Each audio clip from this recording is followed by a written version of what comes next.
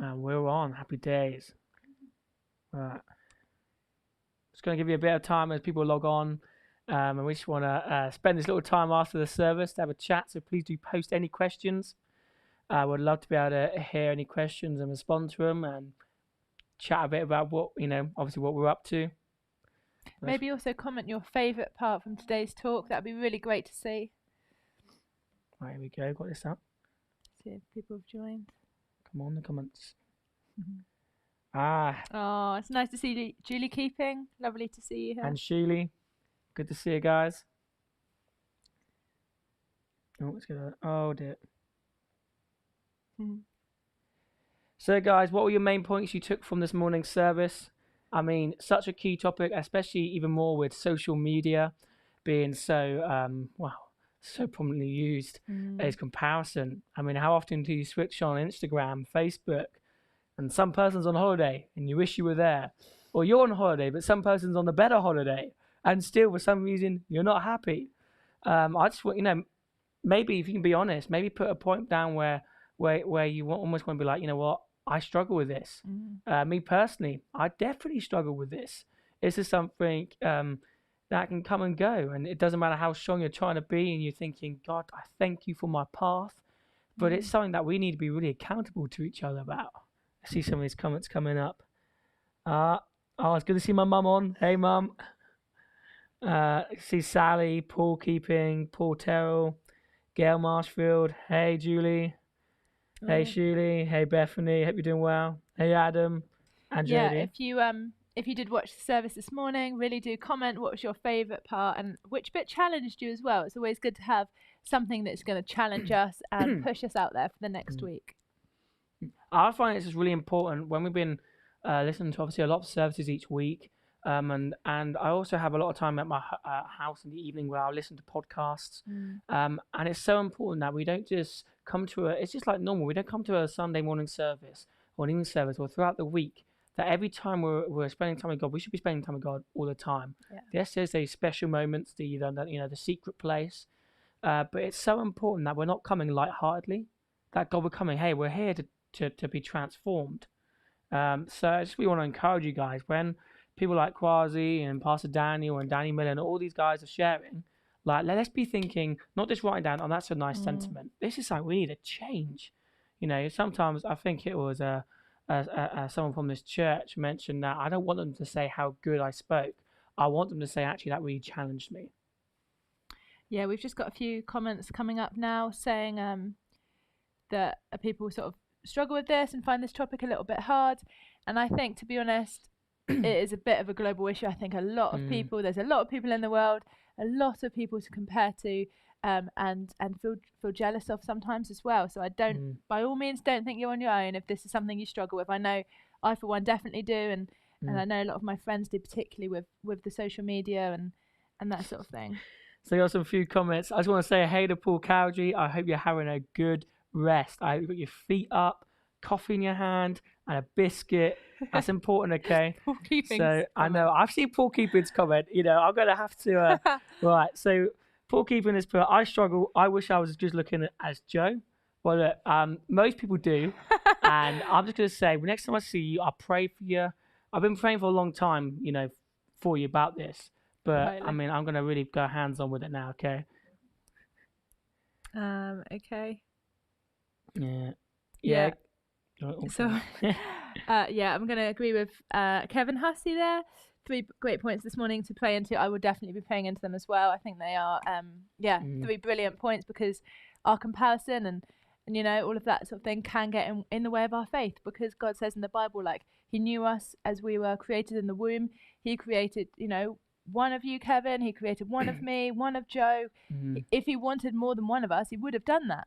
But the fact that he only created one of us means that we can't compare. I can't compare to anyone, and I shouldn't, because he knows exactly who I am and who he made me to be. So by me comparing is saying to God, I don't like your creation and I wish it was something else. Actually, it's really not good to compare, as easy as it is. Yeah, Gail and Sheely, I just want to say something I was just thinking on when I saw those comments and just thinking, when we compare to others, do you know what? They're actually... people are wishing they were like, us as well, like people like all over, people compare to everyone. So I think it's so important. Let's stick to our lanes. Let's really stick and really focus on what God has for us. I remember being really challenged when I went to Birmingham, and it was the week with Worship Central, and Jeremy Riddle, who is one of my favorite worship leaders. His heart for God is just amazing, and he was sharing on comparison. And I was sat there with 150 other worship leaders in the room going, we're probably all here saying, we wish we were where you were in ministry. But the point is, he struggles with it too. And I think the main thing is actually, we need to stay focused on God. We need to stay focused and support each other. In a race, I used to be really bad at, I can run, it's just not, quick. And I always remember as a young kid, I used to really struggle because at the end of the race, I'd start looking around at everyone. And that's when I'd lose. I'd be thinking, I'm like third or fourth. Then I'd look around thinking, I've done all right. Then they will, overtake me. Let's be really, really focused on what our path is. God, what is my journey? There's just as you were talking there, I was just saying, Sunny, I can see you've joined us. It's so lovely to have you with us this morning. Julie Keeping has put people pleasing as a big one. I was just gonna wonder, how would you tackle people pleasing? What would your advice be? This is a tough one. I went through a stage when I was at school that I was like this. I like to be the clown. I like seeing people laugh. I love being at a part of the joke, in with it. I don't want to be left out. And actually, I think it's like finding friends. You have loads of friends that you actually like them, but when you start moving up, going to uni, getting married, you see some friends fade away. Just as comes people you would like to spend a bit of time with, but you need to be comfortable in yourself. Like if you're people pleasing, then maybe there needs to be some time spent on yourself. One thing I used to struggle with as well, what comes with it, is you're so wanting to help other people's problems. You want to get them sorted. Oh yeah, I'm going to invest loads of time, but then we forget ourselves, and then we spend this whole time when our friends or people we've been helping have moved on, got better, whatever, that we're stuck in this rut that we haven't realised we've been in. So in advice, if you're gonna help someone, if you feel like you are people pleasing, you're bending over backwards. Friendships both ways. Yeah. You know what? Like doing favors, going over. We're really intentional with our married life, with being very intentional about making sure we go over to see our friends and family, and then going, hey, we've done this bit, and then actually, actually maybe it's your turn to see us. Can I also encourage you to be a God pleaser, not a people pleaser, and to live your life sold out for God and not for other people? Because the more you live for God, the more God's will can be done in your life. The more you live for people, people's will will be done in your life, and that is not a good thing. You want to stick to God's will for your life. So just a bit of encouragement there. What else have we got going on? Yeah. So Paul Terrell just put, I struggle with letting people down. So I've always said, yeah. I know it's probably that's one of the toughest things that I think makes us just like, I knew someone who's still in my life, so I won't name the person, and I know I've been in that situation where you keep saying yes and yes and yes, and then you realise you actually haven't got any time to even do this stuff, and then it comes even worse when you got to then let people down.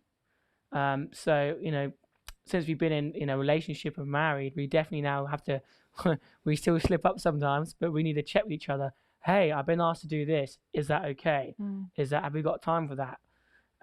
So just checking yourselves again. It's good to have people around you to keep you accountable, that you aren't saying yes to everything. Because when you lead such a yes life, yes, it is good, but it can lead, to burnout and too much in your life. You need to learn to say no just as much as you say yes to keep yourself living God's life. Hey guys, I just want to put a question out there as well. What's been on my heart this few months while we've been in lockdown is, what has God been speaking to you about? Has there been any words? Has there been anything that, when you've been in the secret place, that if it's private, then please don't put it on. But in like generally, if it's like a comment, like for me, quite early on, I knew God spoke to me, and it was my willingness. And I linked it into willingness to serve. I remember bits in the Bible where Jesus, he said, people who need healing, Jesus, if you're willing. And obviously he's yes, I'm willing. Well, actually, you know what? We need to be willing. And I felt God was reminding me of a few things that were going to come up and happen, and what did. And actually, I already had the word from God where I went, oh, God already told me I had to be willing and he'd be there. So if there's a word, guys, I'd love to be able to just share it, maybe discuss it.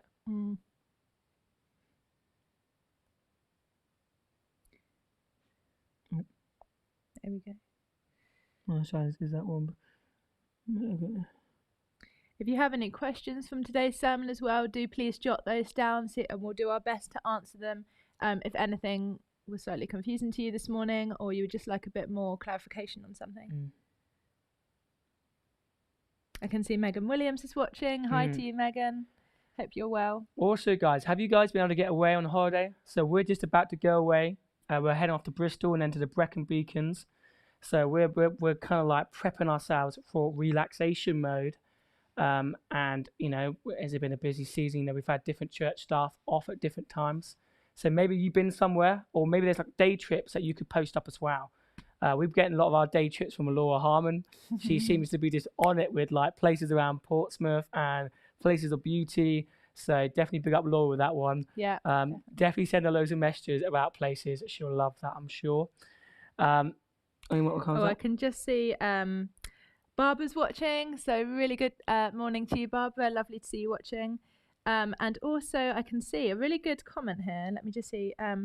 Kevin Hussey has put, it's all about focusing on relationships with God first and then to others. And I think that is really the key of what Kwasi was saying this morning and of what we're saying now, is instead of people pleasing, it's really about that God pleasing and putting God's will at first in your life and then adding all the extra bits around it. So really, really good point there, Kevin. Well done.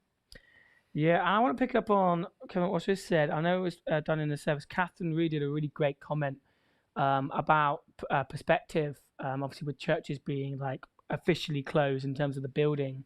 But she was really reminding us that actually what we're doing now, we're reaching so many more people.